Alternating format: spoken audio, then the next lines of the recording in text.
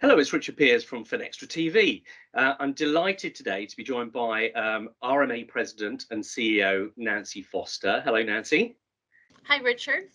We're here today to talk about your recent announcement, which I think everybody, certainly here in Europe, around the world, is going to be interested in. The Risk Management Association, which obviously the RMA stands for, you recently announced that now I think it's about 22 leading banks have formed the RMA Climate Risk Consortium. And you're going to be developing standards for banks to integrate climate risk management through their operations. So really excited that you've been able to spend the time to come and talk to us today. Tell us a bit more, first of all, about you, the RMA, and what you're hoping to achieve with this consortium. Sure. So the RMA has been around for over 100 years. So we're a standard in the industry, if you will, and we cover.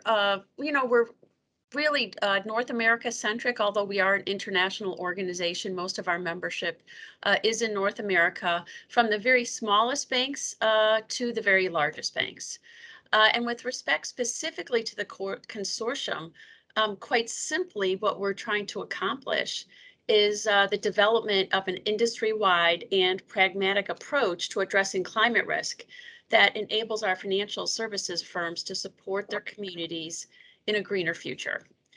Now, at a tactical level, we hope to accomplish three things: creating a common taxonomy and standards that all financial services companies can use, providing frameworks to determine the data and scenarios needed to assess climate risk, and then finally working with regulators to ensure effective regulation that we can implement. Brilliant. Well, absolutely clear and great to hear.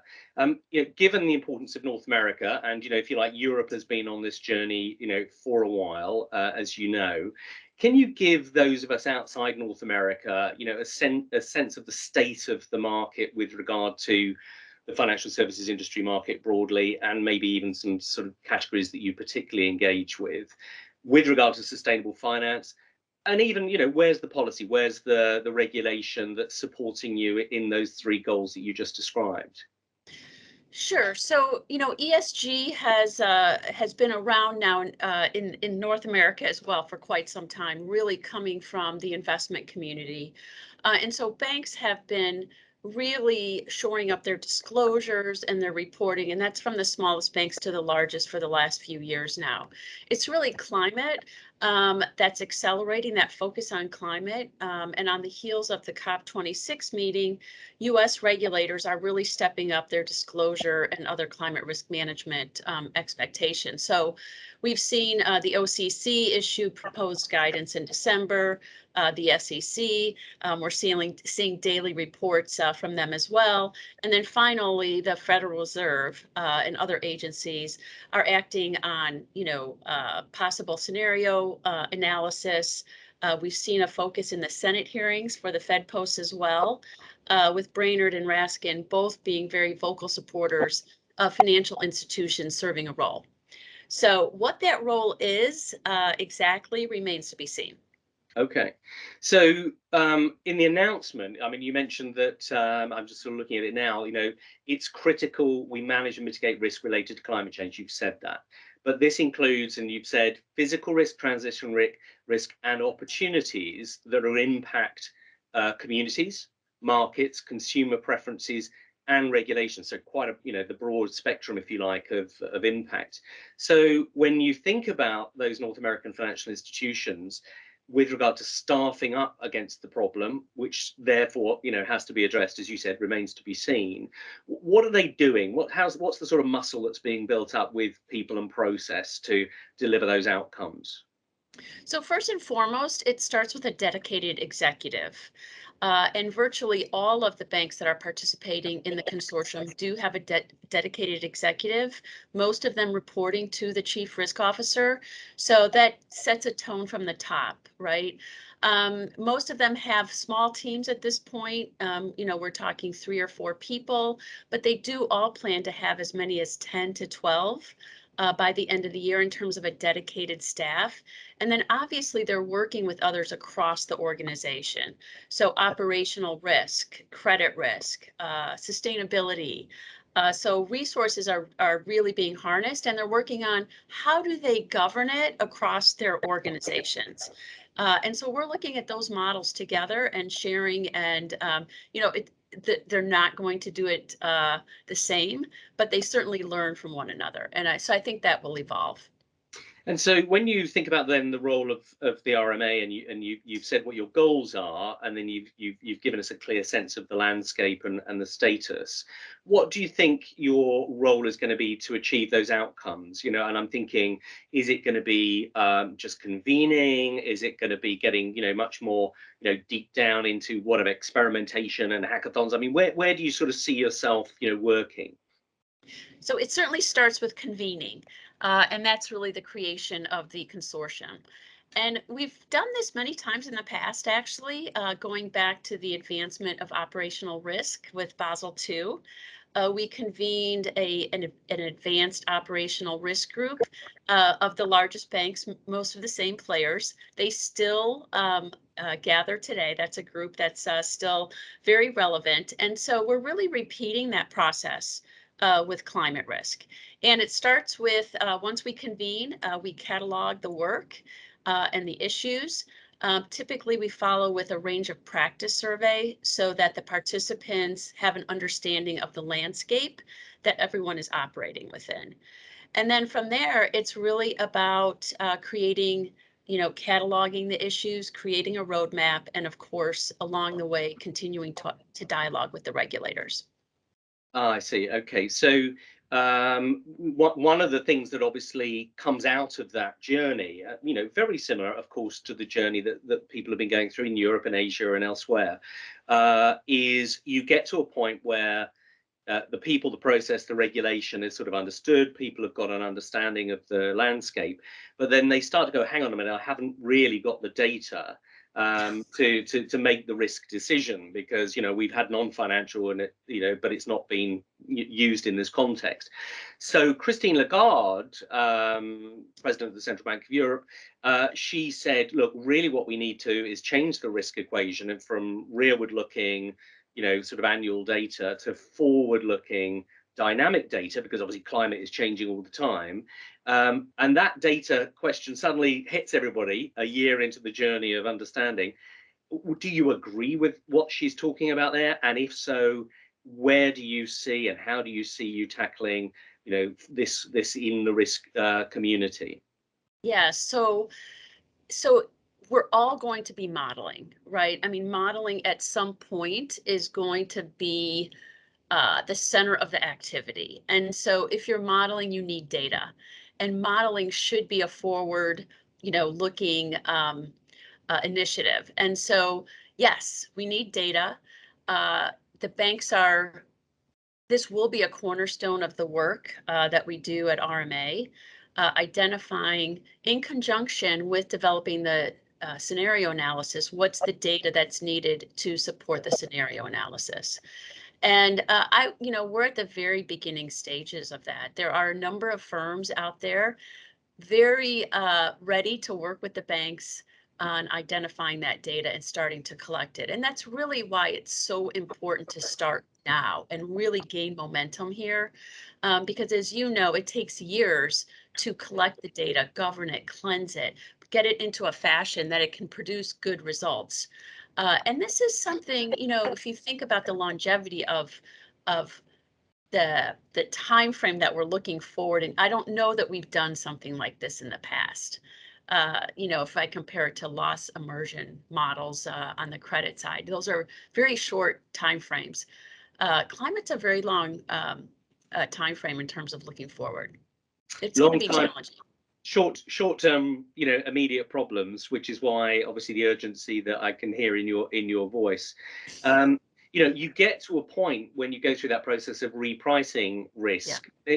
Obviously, then suddenly people get a bit resistant to maybe adopt things, because maybe they're tied up long in something which suddenly doesn't look quite so attractive. What are the implications maybe of repricing risk? In if you look kind of forward maybe a year, and you're getting the data and you're starting to make decisions, can you think what that might be? So risk and return is the cornerstone of our business, of course, and ultimately capital is the resource. So you have to think at some point capital is going to come into play. I hope it's not soon. I'm hearing things about capital charges already, and it's simply too soon. To your point, we have to be able to measure the risk first before we start talking about pricing it, or we could have some really bad unintended consequences. Mm, mm. And so we need some time to model, to measure the risk, and then the pricing it is just going to be a natural outcome, right? Yeah. I mean, banks aren't going to accept the risk without pricing it in some way. Having said that, if you think about the pricing of operational risk, I don't feel like that's very mature at this point either, despite having been working on it for a couple of decades. I don't know. What do you think?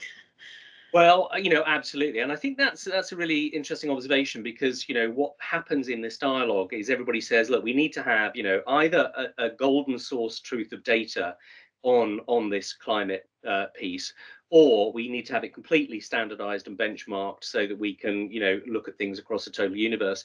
But actually, that dialogue I think is shifting because people are realizing that actually we don't have the data to do that. So it's kind Right, of a sort of false nirvana that we're aiming at. So what we need to do is to be able to, yes, have common reporting and common standards, but actually the data, it can be coming from satellites, from sensors, from material impact, as well as corporate reporting and disclosures. Many many different sources. It can lay across the world, but obviously it can be aggregated. And at that point, you can normalize it, benchmark it, and report on right, it. So I think you're right. I don't think we have perfection. I don't think we should aim for perfection in right. this world. I don't. I mean, that's just the kind of feeling and feedback I'm getting in Europe. Where do you think the dialogue is with you guys at the moment on that? Is everyone So looking for the single source of data, or yeah, so I think it especially it's going to be important to use similar data. It really because how are you going to compare results and to your point, price in the risk in a meaningful fashion or a consistent fashion across a variety of industries? And so, and from a regulatory standpoint or a policy standpoint as well. So that's why I'm so excited to have the consortium together now to talk about this, and even have, we're seeing the new cottage industry is going to be data providers, and yeah, so I think that there's going to be a lot to sort through there, identify who really are the best providers and how do we harness all this data. So a lot of work to do, but it's time, and I'm just excited to see the banks at the table and ready to go. fantastic. And do you see yourself, reaching out to all those global consortiums and European-based organisations and sort of trying to buddy up and bootstrap off each other's learnings? Is that Absolutely, I think that's essential. And most of our largest North American banks obviously have operations across the world, and to the extent that they can manage this in a more consistent and efficient fashion, that's great. Basel, I have to believe, is also going to be, they're going to be a major player. And so I think there's room to collaborate across the globe with financial institutions. Absolutely.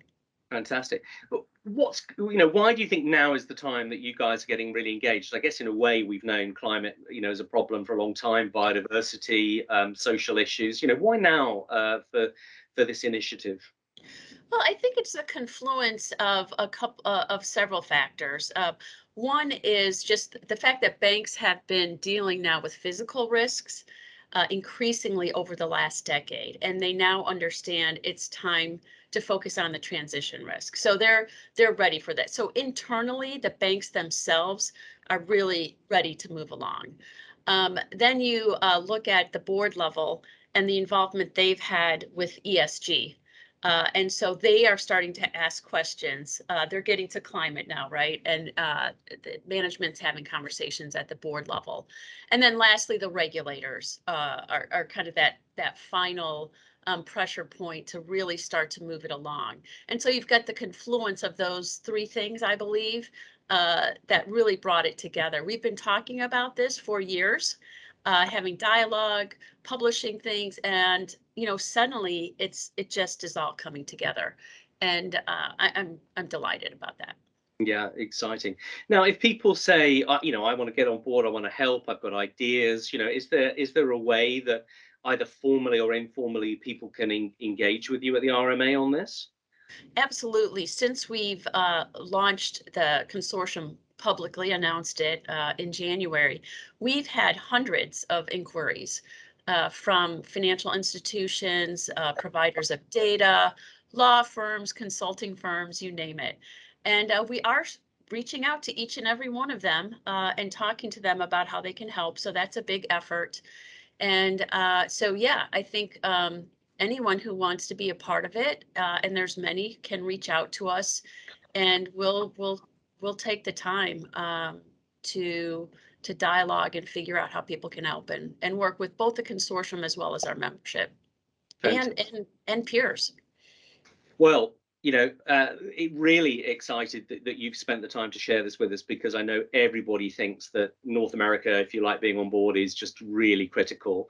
And I'm privileged that you spent some time with us at Finextra to talk to our audience. So I hope you'll come back to us and keep us updated with how things are going. Absolutely. I hope in some way we can contribute as well. But now, for now, Nancy, thank you for your time and have a wonderful day.